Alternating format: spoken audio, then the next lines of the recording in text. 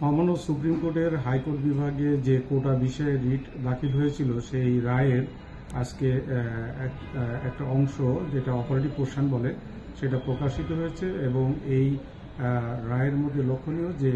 যে writ petition দাখিল হয়েছিল কোটা পদ্ধতি বাতিল করার প্রজ্ঞাপনটি সেই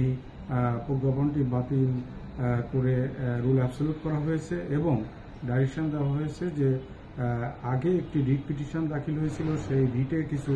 ডাইরেকশন ছিল সেটা অ্যাপিলেট ডিভিশনে সিপি ফাইল করা হয়েছিল সেখানেও আপিল করেছিল যে মুক্তিযোদ্ধাদের কোটা ফলো করার জন্য সেই আঙ্গিকে আজকের এই রায়টা দিয়েছেন এবং বলেছেন যে সকল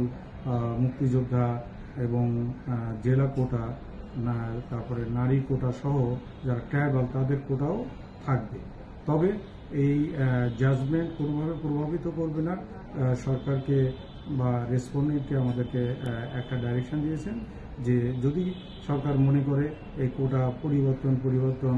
বা বৃদ্ধি বা কমাতে চায় সেটাও করতে পারবেন। এই জাজমেন্ট তাতে কোনো বাধা হবে না, এই মর্মে রায় প্রদান।